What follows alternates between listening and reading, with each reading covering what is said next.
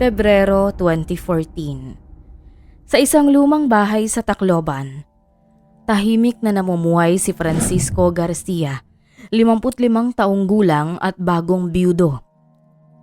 3 buwan pa lang ang lumipas mula nang bawian ng buhay ang kanyang asawa na si Merlita dahil sa cancer sa atay.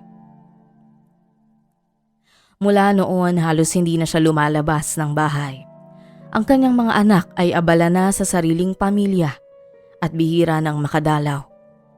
Wala na siyang kasabay sa agahan at ang tanghalian ay kadalasang tinatapos ng hindi man lang nauubos. Ang gabi ay mas lalong mahaba, puno ng katahimikan at mga alaala ng isang tahanang dati ay masaya.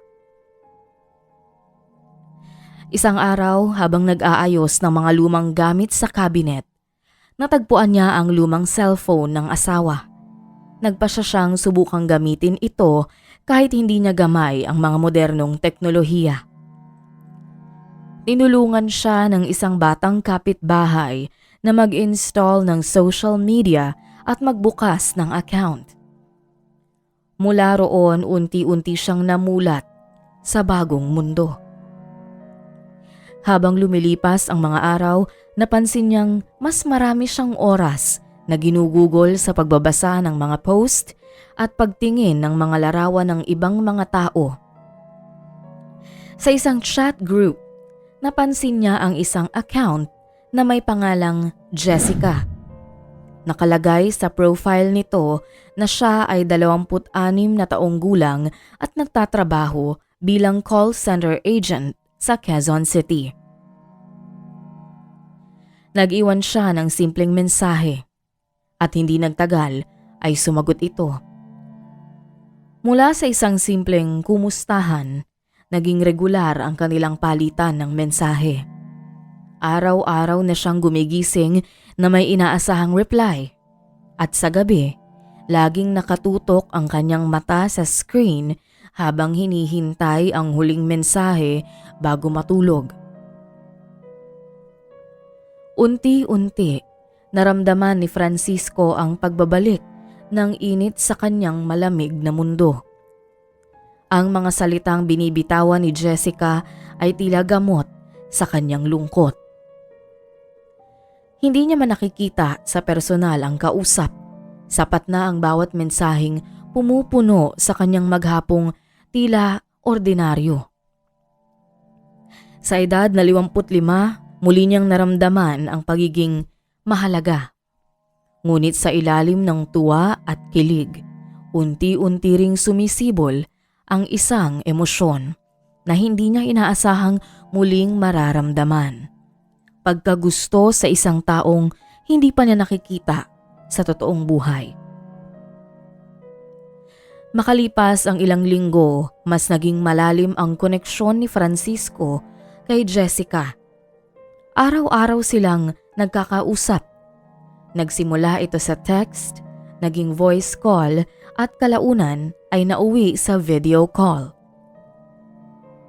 Sa bawat pag-uusap, palaging may halakhak, may pagbabahagi ng kwento at may mga salitang nagpapagaan ng loob ng isa't isa. Sa mga litrato ni Jessica, makikita ang isang babaeng mahaba ang buhok, maamong mukha at palangiti. Laging sinasabi niyang pagod siya galing trabaho pero hindi ito naging hadlang para kausapin si Francisco gabi-gabi. Ayon sa kanya, ang matandang lalaki raw ang nagsisilbing pahinga niya sa magulong mundo ng Maynila. Sa 3 buwan ng kanilang pag-uusap, nagsimulang humiling si Jessica ng tulong. Una, maliit na halaga para daw sa gamot ng kapatid. Sumunod, pambayad sa kuryente. Kalaunan, pambayad na sa renta sa inuupahang kwarto. Paulit-ulit ang paumanhin at paliwanag na pansamantala lang daw ito at ibabalik niya ang lahat sa tamang panahon. Hindi nagdalawang isip si Francisco. Sa isip niya, kung siya ngayong laging inaalala ni Jessica, Natural lang na tumulong siya bilang kapalit. Buwan-buwan siyang nagpapadala ng pera mula sa pensyon nila ng kanyang nasirang asawa. Minsan ay 2,000, minsan ay 5,000, at minsan ay higit pa kung kinakailangan. Hindi niya binibilang, basta't masaya siya at may inspirasyong nagpapasaya sa kanyang araw. Sa loob ng 10 buwan, umabot sa halos 200,000 piso ang naipadala ni Francisco. Hindi niya ito ikinuwento kahit kanino. Dahil alam niyang hindi ito mauunawaan ng iba, lalo na ng kanyang mga anak. Minsan napag-uusapan nila ang posibilidad ng pagkikita. Pinangakuan siya ni Jessica ng kasal. Sinabi nitong kapag nakaluwag na sa trabaho at nakapag-ayos ng bahay, magpapakasal sila at magsasama. Ayon sa kanya, si Francisco raw ang taong pinakamatino sa lahat ng nakausap niya online. Ngunit kahit malapit na sila sa isa't isa, nananatiling may mga tanong sa isip ni Francisco. Kapag nais niyang makita ang totoong bahay ni Jessica, may dahilan ito para umiwas. Kapag nais niyang makausap ang pamilya, sinasabi nitong hindi siya tanggap ng mga ito. Tuwing gustong dumalaw, palaging may hadlang. Sa kabila nito, pinili ni Francisco ang maniwala. Hindi dahil sa bulag na pag-ibig, kundi dahil sa matinding takot na muling maiwan. Sa edad niya, hindi madaling makahanap ng taong magbibigay ng atensyon kahit pa hindi pa sila nagkikita ng personal. Sa isang inuupahang kwarto sa Novaliches, Quezon City, nakatira si Jester Ramirez, 26 na taong gulang. Freelance makeup artist at kilala ng mga tao sa kanilang lugar bilang Jessica. Matagal nang gamit ni Jester ang pangalang yun. Doon siya kumukuha ng mga kliyente, taga-suporta at paminsan-minsan mga taong nagbibigay ng tulong pinansyal. Hindi ito bago sa kanya. Sa bawat lalaki na nahuhulog sa matatamis niyang mga salita at pagpapanggap, ay nakukuha niya ang kanyang pangangailangan. Hindi madaling lumaki sa tahanang walang pagtanggap. Mula pagkabata, alam na ni Jester na iba siya. Maaga siyang lumayas mula sa bataan matapos palayasin ng sariling ama. Sa Maynila siya naghanap ng bagong buhay. Nag-umpisa bilang tagalinis sa salon hanggang natutong mag-makeup at sumabak sa freelance gigs. Ang pagpapanggap ay naging bahagi ng kanyang pagkatao. Hindi para manloko, kundi para maitawid ang bawat araw. Sa panahong salat ang oportunidad para sa mga gaya niya, naging sandata niya ang kagandahan at malambing na boses. Ngunit sa likod ng bawat matatamis na mensahe ay ang patong-patong na utang. Kulang sa pagkain at paulit-ulit na takot na baka matuklasan ang totoo. Hindi niya inasahang magtatagal ang pakikipag-usap kay Francisco. Ang matandang lalaki ay tila kakaiba, maalalahanin, tapat at madaling kausap. Sa mga unang buwan, hindi niya alintana ang pinapadala nitong pera. Pero habang tumatagal, naramdaman niya ang bigat ng responsibilidad. Tuwing magpapadala si Francisco, palaging may kasamang mensahe ng pag-asa na balang araw ay magsasama sila, nabubuo sila ng bagong buhay. Hindi ito birong usapan. Sa puso ni Jester, ramdam niya ang pagkakagapos. Hindi siya umaasang tatanggapin ang buong pagkatao niya, pero hindi rin niya kayang magsinungaling habang buhay. Nang dumating ang mensahe ni Francisco na nais na siyang dalawin at makilala ng personal, tila gumuho ang mundo ni Jester. Iba na ito sa mga nakaraan. May taong naglaan ng puso, ng oras at ng salapi at ngayon ay umaasang may katotohanan sa likod ng lahat. Sa loob ng maliit niyang kwarto, ilang araw siyang hindi mapakali. Paulit-ulit niyang tinitingnan ang sarili sa salamin. Tila hindi na sapat ang make-up, ang filter, ang malambing na boses. Dumating ang sandaling kailangan niyang mamili. Magsinungaling pa o harapin ang lahat. At nang tuluyan ng sabihin ni Francisco na pupunta siya ng Maynila, hindi na siya tumutol. Inayos niya ang sarili, pinili ang motel kung saan sila magkikita at pinilit ang sarili na manatiling matatag. Hindi niya alam kung anong mangyayari, pero alam niyang hindi na niya kayang itago pa ang buong katotohanan. Enero 2015, maagang bumiyahe si Francisco mula Tacloban patungong Maynila.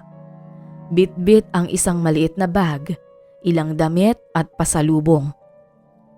Sa edad niyang 55, matagal nang hindi siya nakatapak ng Maynila. Pero may kakaibang lakas ang hatid ng inaasahang pagkikita nila ni Jessica. Nagkita sila sa isang motel. Iyon ang lugar na ibinigay ni Jessica. Malayo sa mata ng iba at pribado. Unang dumating si Francisco. Ilang minuto lang, dumating na rin si Jessica. Naka-face mask at salaming malaki. Sa unang sandali, tila masaya ang lahat. Nagkumustahan, nagkatinginan, nagyakapan. Tahimik ang kwarto. Malamig ang aircon. At tila normal lang ang tagpong yon para sa isang magkasintahan na nagkita sa unang pagkakataon. Pero habang tumatagal, ramdam ni Francisco ang kaba. May kung anong hindi niya maipaliwanag. Maayos magsalita si Jessica pero iwas sa mga seryosong tanong. Hindi nito binabanggit ang pamilya, hindi rin nagpapakita ng interes sa mga planong pinangarap nilang dalawa. Sa gitna ng pag-uusap, tila nanginginig ang boses ni Jessica nang sabihin niyang may kailangan siyang aminin. Tahimik si Francisco. Inantay ang kasunod na salita. At matapos nun, doon na nagsimula ang pagguho. Hindi babae si Jessica. Ang kausap niya sa loob ng halos isang taon ay isang lalaking nagpapanggap lamang. Si Jester Ramirez, isang taong ginamit ang katauhan ng isang babae para lang makaraos sa gutom, sa kahirapan at sa pag-iisa. Hindi agad nakapagsalita si Francisco. Nanatili siyang nakaupo. Ilang segundo, walang gumalaw. Ang mga kamay niya ay nakabigkis sa tuhod. Ang mga matay tulala sa sahig. Ang lahat ng alaala ng mga chat, tawag at video call ay biglang napalitan ng kahulugan. Hindi niya maintindihan kung ano ang dapat maramdaman. Galit, pagkabigo, hiya, pagkalito, at sa edad niyang yon, ngayon lang ulit siya umibig. At ngayon din lang siya muling nabigo ng ganoon kasakit. Tumayo siya, lumapit sa bintana, hindi tumitingin kay Jester. Tahimik ang gabi, maririnig lang ang mahinang ingay ng traffic sa labas. Walang sinabi si Francisco. Pero sa likod ng katahimikang iyon, may namuong damdaming hindi na kayang itago. Makalipas ang sandali ng katahimikan, nagsimula ng kumirot ang dibdib ni Francisco. Sa kanyang isip, binalikan niya ang bawat padala, bawat salitang mahal kita, bawat gabing inantay ang tawag ni Jessica, at hindi niya matanggap na lahat ng yun ay hindi pala totoo. Pakiramdam niya ay ginamit, pinahiya at pinaglaruan siya. Nagsimula ang mainit na pagtatalo. Nagkaroon ng bangayan. Ang mga salita ni Francisco ay punong-puno ng bigat, galit at sama ng loob. Nakatayo siya sa tabi ng kama habang si Jester ay nakaupo sa dulo. Hindi makatingin. Pilit siyang nagpapaliwanag, sinasabing hindi niya intensyong lokohin si Francisco. Biglaan ang pangyayari, walang pasabi, walang palatandaan.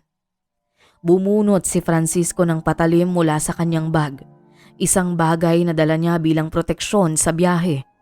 Sa isang iglap lang, sinugod niya si Jester at tinamaan ito sa tagiliran. Bumagsak si Jester sa malamig na sahig. Nabitiwan ni Francisco ang patalim at napaupo sa gilid ng kama. Nanginginig ang buong katawan. Hindi niya maintindihan kung anong nagawa niya. Ang galit na biglang sumiklab ay hindi niya napigilan. Sa labas ng silid, may nakarinig ng kaluskos at sigawan. Isang empleyado ng motel ang agad tumawag ng pulis. Ilang minuto lang dumating ang mga awtoridad at kinatok ang pinto. Nang walang sumagot, pinasok nila ang silid. Tumambad sa kanila ang wala ng buhay na si Jester at si Francisco na parang estatwa sa gilid. Tulala, nanlalata at paulit-ulit na binubulong ang parehong salita. Niloko ako. Inaresto siya sa mismong lugar ng krimen. Hindi nanlaban, hindi tumakas. Ang motel dapat sana'y lugar ng pag-ibig na noon ay naging lugar ng trahedya. At sa gabing yun, 2 buhay ang tuluyang nagbago. Sa korte, dumaan si Francisco sa proseso ng paglilitis. Ayon sa kanyang abogado, ang ginawa niya ay bunga ng matinding emosyon. Nagsimula sa pagkabyudo, sinunda ng depresyon at binasag ng panlilinlang. Hindi ito binaliwala ng korte pero hindi rin ito sapat na dahilan upang pawalan siya ng sala. Taong 2017, naglabas ng hatol ang korte. Mula sa reklusyon perpetua, ibinaba sa 15 taong pagkakabilanggo ang sentensya ni Francisco na may posibilidad ng parole sa 10 taon. Sa mga hearing, wala ni isang miyembro ng pamilya ni Jester ang dumalo. Isang kaibigan lang mula sa LGBTQ community ang kumuha ng kanyang labi at nagpasimula ng isang maliit na vigil sa isang punerarya sa Novaliches. Tahimik ang libing. Si Jester, na minsang nagpakilala bilang Jessica, ay inilibing sa isang maliit na nicho sa ilalim ng tunay niyang pangalan. Sa selda, si Francisco ay naging tahimik. Matagal bago siya nadalaw ng kanyang mga anak sa Maynila dahil sa pagiging abala ng mga ito sa kanilang mga pamilya at dahil rin hindi nila kayang makabili ng tiket sa eroplano. Para sa iba, simpleng kaso ito ng panloloko at pagpatay. Pero para sa mga nakakaintindi, mas malalim ang ugat ng lahat. Kalungkutan, takot, pagkakaila at ang sugat ng pagiging hindi tanggap. Hanggang ngayon, tanong pa rin sa marami kung sino ang tunay na biktima.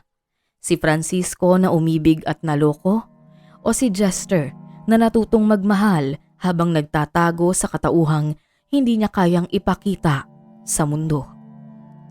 At marahil ang sagot ay wala sa korte, wala sa batas. Nasa puso ito ng bawat isa na minsang umibig, nasaktan at hindi alam kung paano muling magtiwala.